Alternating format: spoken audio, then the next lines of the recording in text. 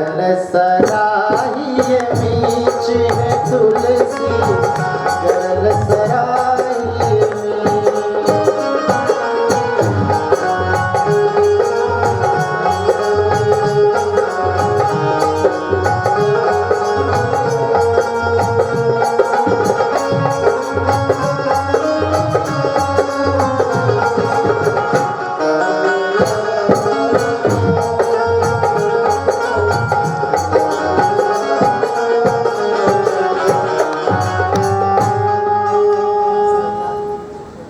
गोस्वामी जी ने उत्तर दिया, भले भलाई ही लहे। अच्छे व्यक्ति की प्रशंसा उसके अच्छे कार्यों के लिए होती है और बुरे व्यक्ति की प्रशंसा उसके बुरे कार्यों के लिए। जैसे अमृत की प्रशंसा तब है जब उससे सच में किसी को जीवन मिल जाए, प्राणदान मिल जाए। और जहर की विशेषता तब है जैसे चूहे की दवा लोग खूब खरीद के ले आते हैं और अगर उसे चूहा जीवित बच गया तो बोलते हैं बहुत बेकार था ये, आपकी दवा बहुत बेकार थी क्योंकि वो बच गया। मतलब जहर तब अच्छा होता जब चूहा मर जाता। ये दोनों की भूमिका, दोनों का कार्य अलग अलग है।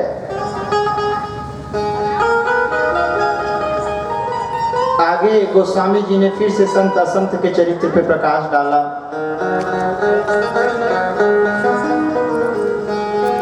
संत असंतन श्रेयस करनी जिमि कुठार चंदन आचरनी।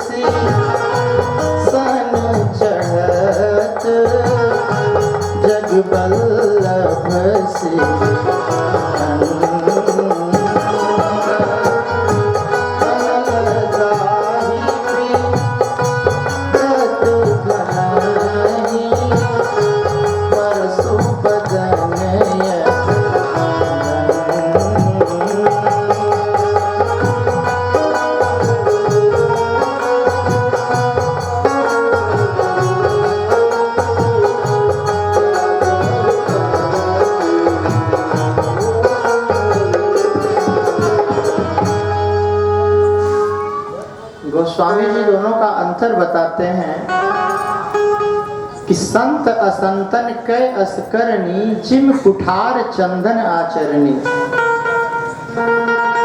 कुल्हाड़ी और चंदन के वृक्ष की तरह संत और असंत होते हैं। कुल्हाड़ी से चंदन के वृक्ष को जब हम काटते हैं तो कुल्हाड़ी ने क्या किया, चंदन पे प्रहार किया, उसको घायल किया, यहाँ तक कि उसको मृत्यु के घाट पहुंचाने का प्रयत्न किया। और बदले में चंदन ने क्या किया, चंदन ने उस कुल्हाड़ी को भी महका दिया जो उसको मारने आई है। तो संत के चरित्र की यही कसौटी है, यही पहचान है कि अगर कोई उसके साथ बुरा भी कर रहा है तो भी संत उसके साथ प्रत्युत्तर में बुरा नहीं कर सकता, अधिकार ही नहीं। नवधा भक्ति में भगवान ने माता सबरी से कहा कि नवम सरल सबसन छलहीना मम भरोस ही हरस न दीना। आप सबके साथ कपट रहित बर्ताव करो, अगर आपके साथ कोई कपट कर रहा है तो भरोसा मेरा रखो, मैं तुम्हारा बाल भी बांका होने नहीं दूंगा। तो भैया भरत ने कहा कि अगर भैया राम को पता चल गया कि हमने मां मंथरा के साथ दुर्व्यवहार किया है तो वो हमारा परित्याग कर देंगे।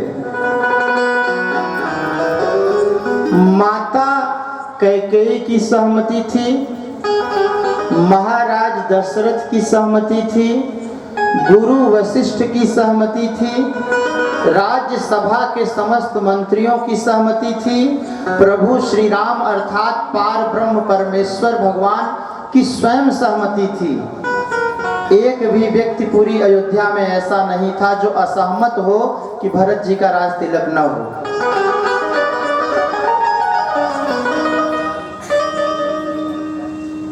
परंतु भरत जी ने, अच्छा देखिए, राम की कीर्ति का गुणगान हम करते हैं कि उन्होंने माता पिता की आज्ञा का पालन किया, और भरत जी की कीर्ति का गुणगान होता है कि उन्होंने माता पिता की आज्ञा का पालन नहीं किया।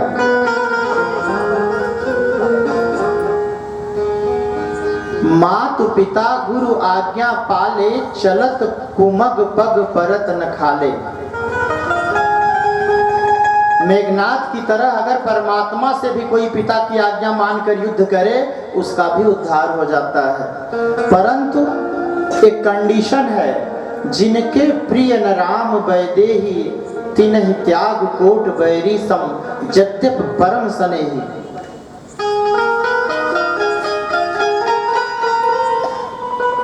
लॉर्ड मैकाले की एक योजना है,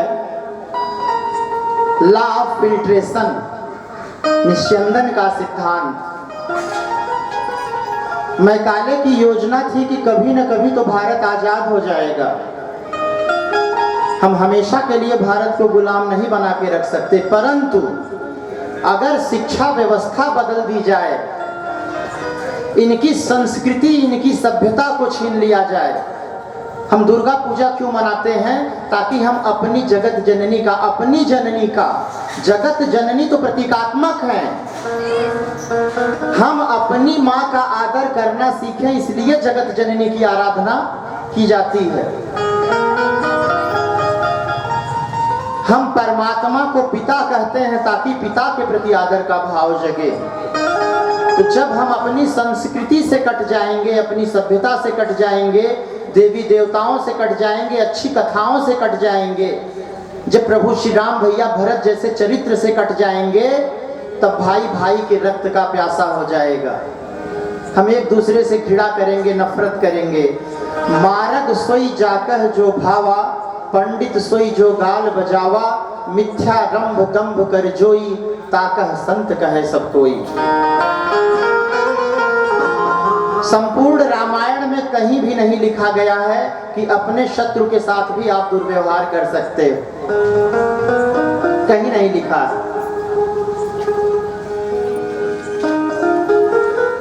तो जब ऐसे शास्त्रों का हम निरंतर अध्ययन चिंतन मनन करते हैं तो उन महान आत्माओं का गुण हमारे व्यक्तित्व में प्रवेश करता है। हम 10 बार पढ़ लिए कि प्रभु अपने माता पिता की आज्ञा से वन को चले गए, तो अगर माता जी ने हमसे कुछ कहा तो तुरंत मन में आ जाएगा कि हम भगवान तो नहीं बन सकते लेकिन इतना तो कर ही दें। भाई भाई के बीच में जब मतभेद होता है और वह भरत जी का चरित्र सुनता है तो उसके मन में ये भाव कहीं न कहीं जरूर आता है कि यहाँ 2 भाई एक दूसरे के देने के लिए युद्ध कर रहे हैं, हम छीनने का युद्ध कर रहे हैं। हमारा मार्ग गलत है, हमारे पूर्वजों का मार्ग देने का मार्ग था, लेने का मार्ग। तो लॉर्ड मैकाले की योजना यही थी कि हमको सांस्कृतिक रूप से अपनी संस्कृति, अपनी सभ्यता, अपने देवी देवताओं से अलग कर दिया जाए। और उसकी योजना में सबसे अधिक सहयोगी कौन हुए? हमारे समाज के मार्गदर्शक, जिन लोगों को भारतीय समाज को आगे ले जाने की जिम्मेदारी दी गई थी। बेचे ही वेद धर्म दुहिले ही, उन्होंने धर्म का व्यापार प्रारंभ कर दिया। चंद पैसों के लिए तन बिकता है, मन बिकता है, मानव जीवन भी बिकता है। तन बिकता है, मन बिकता है, मानव जीवन भी बिकता है। जब पैसे की पूजा होती है, प्यार वतन सब कुछ बिकता है, प्यार वतन सब कुछ बिकता है।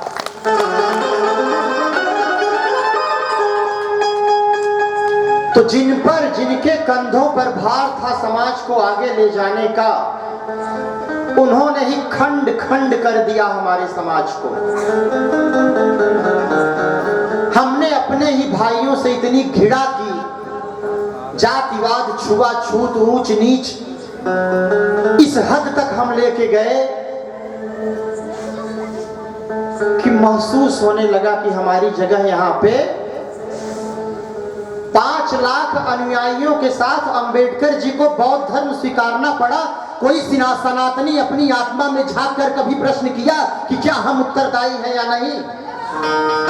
हमारे अपने ही भाई हमारा समाज छोड़कर दूसरे धर्म को अपना रहे हैं, हम उत्तरदायी हैं या नहीं? ऐसे राघव चैतन्य उत्तरदायी हैं, ऐसे ब्राह्मण, ऐसे पुरोहित, ऐसे कथावाचक, ऐसे धर्मशास्त्री जिम्मेदार हैं। वो सनातन धर्म की हत्या कर रहे हैं, वो भारत माता के सीने पे खंजर भोंक रहे हैं, क्योंकि वो व्यापार कर रहे हैं धर्म का। और धर्म के ऐसे व्यापारी उन विदेशी शत्रुओं से अधिक घातक हैं जो बाहर से आके हमारे देश पे आक्रमण करते हैं।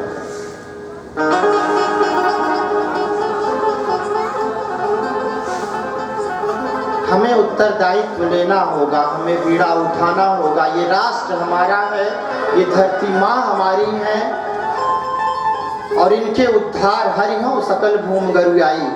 कभी प्रभु श्री राम ने बीड़ा उठाया था, निश्चरहीन करो मही। आज हम सबको ये प्रण करना है कि हम अपनी संस्कृति के लिए, अपनी सभ्यता के लिए, अपने राष्ट्र के लिए, अपनी जाति धर्म के लिए। ऋग्वेद के पुरुष सूक्त में लिखा गया है कि प्रजापति ब्रह्मा के विभिन्न अंगों से चतुर्वर्णों की उत्पत्ति हुई। एक मां के गर्भ से निकलने वाले 4 भाई पृथक कैसे हो सकते हैं?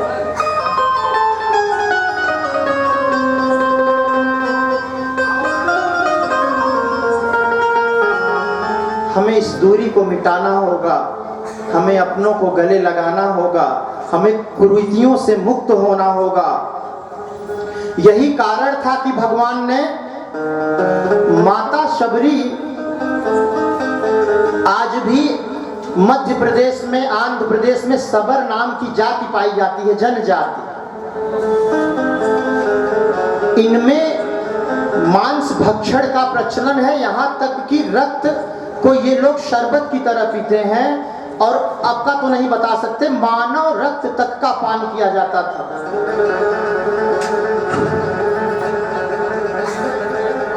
इन्हें चांडाल कहा जाता था। ये गांव में चलते थे, जब प्रवेश करते थे नगर में, तो ये ढोल बजाते हुए चलते थे कि लोग सामने से हट जाएं, क्योंकि इनको देखने के बाद जल से अपने नेत्र को धो के पवित्र करना पड़ता था। ये अपने पीछे झाड़ू बांधते थे ताकि इनके पदचिन्ह मिटते जाएं। ऐसी माता शबरी के झूठे बैर भगवान राम ने सिर्फ ये समझाने के लिए खाया कि अब तो छुआछूत से बाहर निकल जाओ, अब तो अपने भाइयों से घृणा करने से बाहर निकल जाओ। इस सृष्टि में, इस धरा पे सिर्फ 2 जाति है। एक जाति है सुख देने वालों की, और दूसरी जाति है दुख देने वालों की। आप कष्ट में हैं, आप लड़खड़ा रहे हैं, कोई आपकी बांह पकड़ता है, वो आपके पुत्र के समान है। अगर आपका पुत्र ही ये सोच रहा है कि पिताजी जल्दी से स्वर्ग सिधारते तो मैं मालिक बन जाता, वो आपका पुत्र नहीं, आपका शत्रु है। तो पूरी धरा पे हमेशा से सिर्फ 2 जाति रही है, एक अच्छों की, एक बुरों की, एक भक्त की, एक अभक्त की। बाकी तीसरी श्रेणी संसार में न कभी थी, न है और न होगी।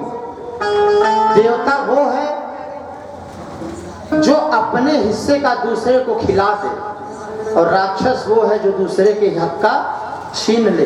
बाकी तीसरी चीज मेरी समझ में नहीं आती, किसी और की समझ में आती हो तो आए।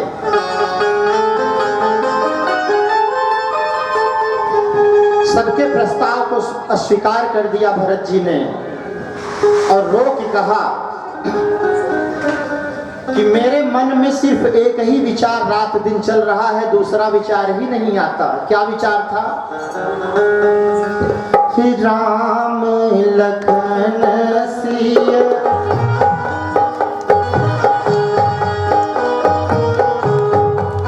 बिन पग बनहि करि मोनि बेस रहि बन बन।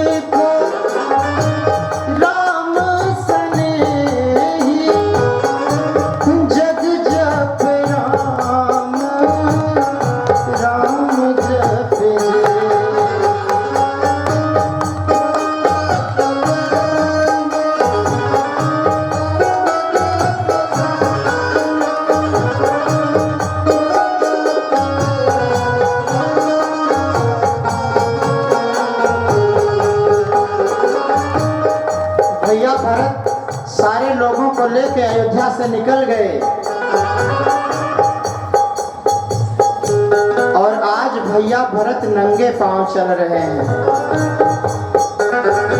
उनको देखा तो सारे लोग रथ से उतर गए और जो सेवक थे वो भैया भरत के पास जाके निवेदन कर रहे हैं। सुसेवक बारहि बारा होई है नाथ अश्वयस बारा।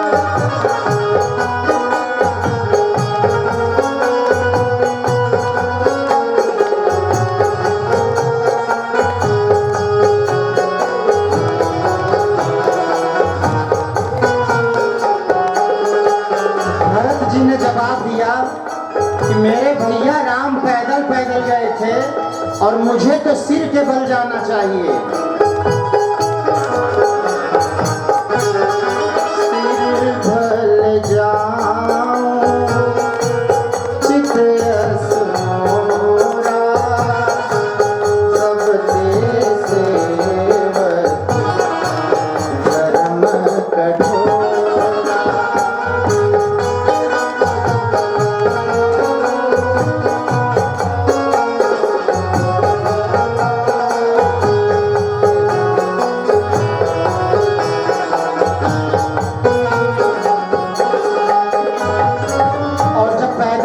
भगवान चलने लगे भरत जी तो उनके पैरों की दशा क्या हुई गोस्वामी जी ने झांकी दी। झलका झलकत पायन कैसे कंचन कोस कोस चले।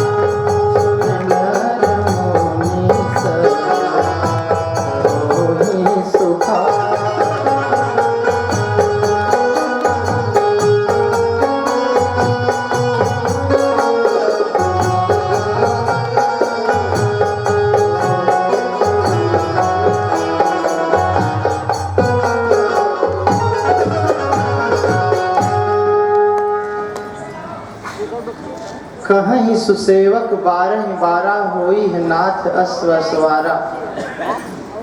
सेवकों ने कहा कि भैया आप घोड़े पे बैठ जाइए।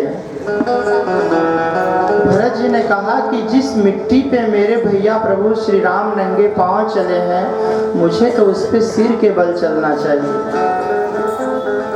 अयोध्या में एक फलाहारी बाबा रहते थे, लगभग 40 वर्षों से मौन थे वो।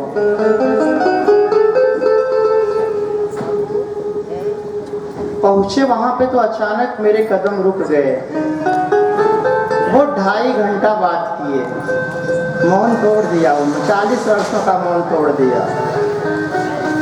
उन्होंने बताया कि मैंने अयोध्या में कभी भी अपने पैरों में चप्पल जूता नहीं पहना, क्योंकि इसी मिट्टी पे हमारे प्रभु श्री राम भैया भरत नंगे पांव चला करते थे।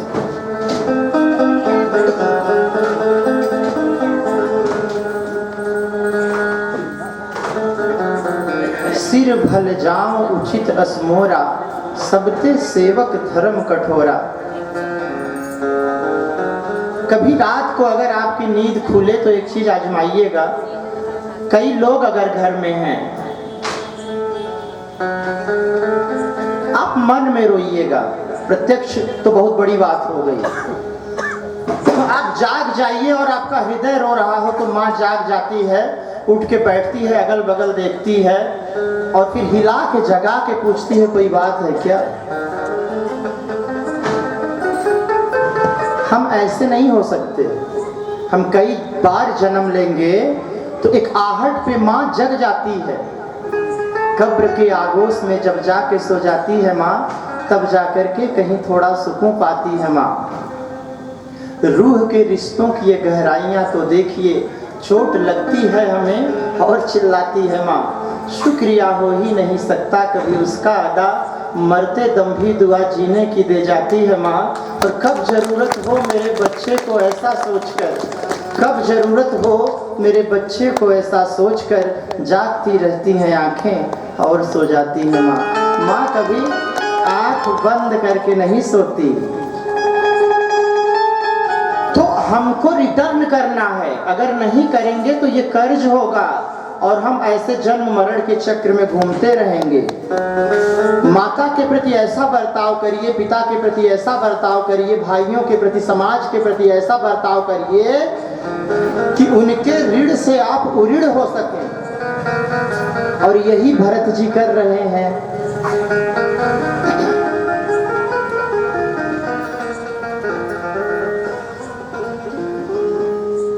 भरत तीसरे पहर कह कीन्ह प्रवेश प्रयाग, कहत राम सिय उमगी उमगी अनुराग। देखत श्यामल धवल हिलोरे, पुलक शरीर भरत कर जोरे। श्वेत और श्याम दो रंग को देखकर भैया भरत को इसमें माँ सीता और प्रभु श्री राम के दर्शन हो रहे हैं।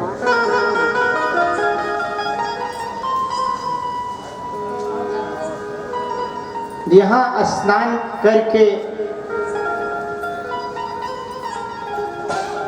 गने लोग लिए साथ। बहुत गहराई से मानस का अध्ययन करिए। सीय चढ़ाई चढ़े रघुराई, यही मिर्जापुर में कथा थी, आज से लगभग 8-10 साल पहले महाराजगंज में। हमारी छोटी बहन भी थी हमारे साथ। बस को हम हाथ दिए और सोचे कि जल्दी से हम दौड़ के चढ़ जाएंगे तो सीट ले लेंगे, बहन भी बैठ जाएगी।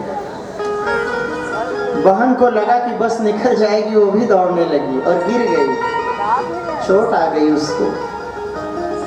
गए गुरुजी से बताया कि गुरुजी ऐसा ऐसा हुआ। गुरुजी ने कहा बेटा यही मानस पढ़ते हो, अगर मानस पढ़ते तो ये दशा न आती। मैंने कहा गुरुजी मानस में ऐसा कहाँ क्या लिखा है? गुरुजी ने कहा सीय चढ़ाई चढ़े रघुराई। हमारे ऋषियों ने इन्होंने टॉर्च का काम किया है। जैसे अंधेरे में टॉर्च पहले से ही आपको दिखा देता है कि कहाँ क्या समस्या है। ऐसे ये धर्म ग्रंथ हमारे मार्गदर्शन के लिए हमारे पूर्वजों ने हमें प्रदान किया। अगर इस लाइन को उस समय मैं याद रख के उसका अनुसरण करता तो मैं पहले बहन को चढ़ा के फिर चढ़ता, परंतु मैं पहले चढ़ गया और एक समस्या आई। गने लोग लिए साथ, ये भी मानस की पंक्ति है। अगर कहीं आप बारात में जाते हो, कहीं समूह में जाते हो, किसी प्रयोजन में जाते हो, तो घर से निकलने से पहले घर के बड़े बुजुर्ग गिनती कर लेते थे कि कितने लोग हैं, और जब सब इकट्ठा होते थे तो फिर से गिनती करते थे। और अगर संख्या कम रहती थी, जैसे बस वस रुकने पे लोग लवसंका वगैरह के लिए चले जाते थे बारात वगैरह में, तो लोग गिनते थे, और अगर संख्या कम होती थी तो बस को रोक के प्रतीक्षा करते थे। अब बताइए, इतनी गहराई से मानस की रचना की गई है कि हमारे जीवन की प्रत्येक घटना पे हमको कैसे आचरण करना। मानस आचरण शास्त्र है। और मानस की बात छोड़िए, आप लोगों के आशीर्वाद से धरती के लगभग सारे धर्मों का अध्ययन इस शरीर के द्वारा परमात्मा ने कराया है। कुरान की एक लाइन बड़ी अच्छी लगती है। इस्लाम धर्म कुरान, मुसलमान लोग जिसका पालन करते हैं, उसकी हमको सबसे प्यारी लाइन लगती है कि जन्नत का दरवाजा माँ के कदमों से होके जाता है। अब बताइए कि अगर मैंने ये लाइन ले ली तो क्या मैंने गलत कर दिया? क्या मैं अधार्मिक हो गया? बाइबल में लिखा गया है, ईसा मसीह ने कहा कि भोजन करने से पहले एक बार पता कर लो तुम्हारे पड़ोसी ने भोजन किया है या नहीं। ईश्वर की उपासना करने से पहले ये देखो कि तुम्हारे आसपास कोई दुखी तो नहीं है। अगर बाइबल से ये लाइन मैंने उधार ले ली, क्या मैंने गलत कर दिया? अगर टॉलस्टॉय जी को महात्मा गांधी ने अपना आध्यात्मिक गुरु माना और भारत को अहिंसा के पथ पे ले गए, तो क्या उन्होंने गलत कर दिया? किसी भी धर्म, किसी भी मजहब, किसी भी संप्रदाय से अच्छी चीज मिलती है तो उसको ग्रहण करना चाहिए। हम सब अपने छोड़े बैठा है, दूसरे का लेने की तो बात ही छोड़िए। एक मकान भी बनता है तो विभिन्न दुकानों से सामान आता है। हम ये नहीं सोचते कि हम फला बिरादरी के हैं तो फला बिरादर के यहाँ से सामान आएगा तब मकान बनेगा। और जीवन के निर्माण में इतनी कंजूसी। अगर हमको सद्गुण प्राप्त करना है तो अपने हृदय को खोल के रखना होगा, और जब हम अपने हृदय को खोल देंगे तो हमको गुरु की प्राप्ति कैसे हो जाएगी? अखंड मंडलाकारं व्याप्तम मेन चराचरम तत्पदम दर्शितम मेन तस्मै श्री गुरुवे नमः। चर और अचर सभी हमारे गुरु हो जाएंगे। हमको सजीव निर्जीव दोनों से ज्ञान प्राप्त होगा, हमको ज्ञानी और मूर्ख दोनों से ज्ञान प्राप्त होगा। एक घटना है, मेरी भतीजी का नाम खुशी है, 7-8 साल की थी। मैं अपने मशीन पे बहुत डिस्टर्ब था किसी बात को लेके। अचानक मन में आया कि लोग कहते हैं सब में भगवान है, आज मैं परीक्षा लूंगा। मैं उसको बुलाया, मैं बोला बेटा इधर आओ। मैंने कहा ये बताओ, अगर अकारण तुम्हें कोई परेशान करे तो क्या करना चाहिए? अगर अकारण कोई आपको गाली दे तो बोली कि उसके माता पिता से कहना चाहिए। 7-8 साल की बच्ची करे उसके माता पिता से कहना चाहिए। हम कहे मान लीजिए उस समय उसके माता पिता उपस्थित न हो तो कह रही है तब उनके गुरु से कहना चाहिए। मैं बोला अगर गुरु भी उपस्थित न हो तो ऐसे सर पे हाथ रख के कह रही है बिल्कुल बेवकूफ ही है क्या आप? गुरु तो हर जगह उपस्थित होते हैं।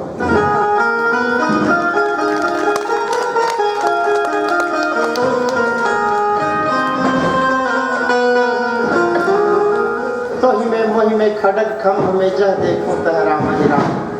प्रहलाद जी ने कहा कि पिताश्री आप में मुझे शत्रु नहीं दिख रहा है, मेरे भगवान दिख रहे हैं, और मुझ में यहाँ से भी वही बोल रहे हैं। और ये तलवार दिखा के हमको न डराइए, इस तलवार में भी मुझे मेरी प्रभु की करुणा लपलपाते हुए दिख रही है। और इस खंभे में जो आपने मुझे बांधा है ना, इस खंभे में भी मुझे मेरे प्रभु ही दिख रहे हैं।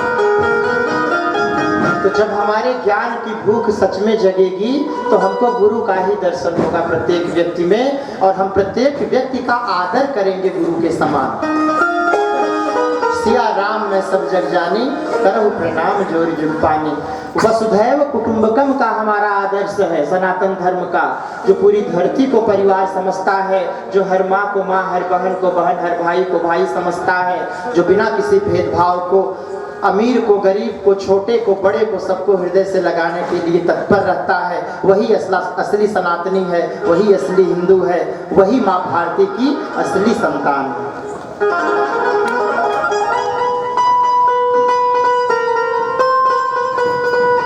निषाद राज को पता चला कि भैया भरत आ रहे हैं और साथ में हाथी, घोड़े, रथ और पैदल चतुरंगड़ी सेना भी है। निषाद राज को लगा कि वनवास तो इन लोगों ने दे दिया निष्कंटक राज्य करने के लिए, अभी भी इनको लग रहा होगा कि राम शक्तिशाली हैं, शायद पलट कर आक्रमण कर दें, तो ये लोग राम को मारने का प्रयास करेंगे।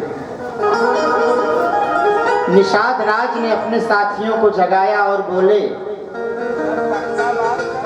समर मरण पुनि सुर सर तीरा, राम काज क्षण भंग शरीरा। अरे क्षण मात्र में यह शरीर छूट सकता है। माँ गंगा के तट पे गंगा जल डालने की जरूरत पड़ेगी नहीं, हम यहाँ युद्ध करेंगे, गंगा जी में गिर के घायल होके मरेंगे, अपने आप गंगा जल अंदर जाएगा। तो समर मरण पुनि सुर सर तीरा, राम काज क्षण भंग शरीरा। साथियों को तैयार किए और अपने प्राणों को हथेली पे लेके आज भगवान के कार्य के लिए निषाद राज सामने आ गए। एक बुजुर्ग वृद्ध व्यक्ति ने उनको रोका। हमको बुजुर्गों की बात क्यों सुननी चाहिए? बुजुर्ग तीर्थ की तरह होते हैं। माता पिता बड़े जो होते हैं, जैसे हम लोग तीर्थ करने जाते हैं, ये घर में ही हमारा तीर्थ है। बड़ी विनम्रता से अपने प्रश्न को इनके सामने रखिए, उनके विचार जानिए।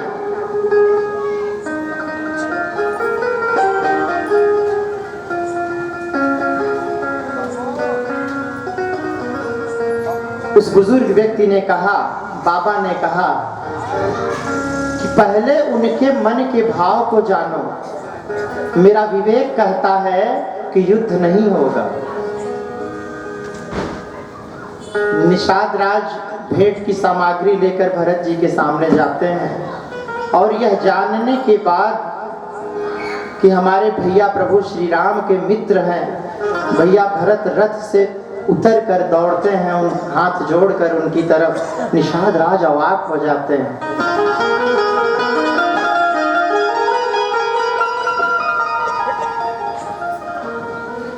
निषाद राज साथ हो लिए भरत जी के और अब आगे आगे मार्गदर्शन कर रहे हैं, प्रभु की तरफ ले जा रहे हैं। प्रभु श्री राम ऋषियों मुनियों के साथ बैठकर पौराणिक कथाओं का श्रवण कर रहे थे, जैसे आप लोग कथाओं का श्रवण कर रहे हैं। जब हम अच्छी चीजों को बार बार सुनते हैं तो वो हमारे अंदर भीतर प्रवेश हो जाता है उसका। जैसे लोग झगड़े उगड़े में कहते हैं ना, जैसे किसी सज्जन व्यक्ति से पूछे कि अरे आप तो बड़े शांत प्रकृति के थे, आप कैसे लड़ गए? तो कहते हैं का करी सुनत सुनत ना ही रहा गया। कितना बढ़िया सूत्र है, साइंटिफिक रीजन है कि जब आप बार बार सुनते हैं तो आप रह नहीं पाओगे। राम जैसा चरित्र स्वतः हो जाएगा, माँ जानकी जैसा चरित्र स्वतः हो जाएगा। बार बार श्रवण करिए।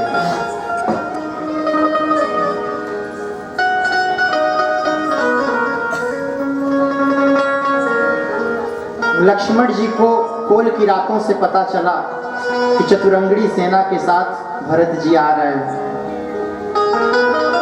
गोस्वामी जी ने बड़ी ही सुंदर झांकी दी। लक्ष्मण जी मन में सोच रहे हैं, कुटिल कुबंधु कुअवसरता की,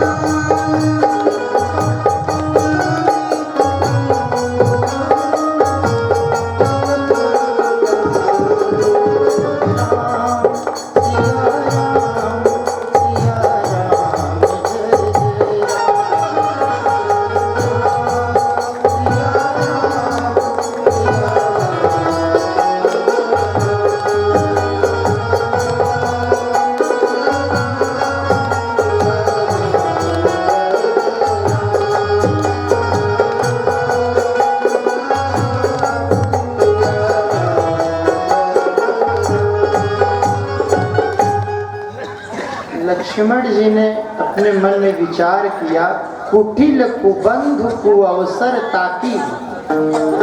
अनुप्रास अलंकार, आप लोगों ने अलंकार पढ़ा होगा। क वर्ण की आवृत्ति बार बार हो रही है। कुटिल कुबंध कुअवसर जानि राम वनवास। राम को वन में अकेला जानकर भरत जी इनका वध करने आ रहे हैं।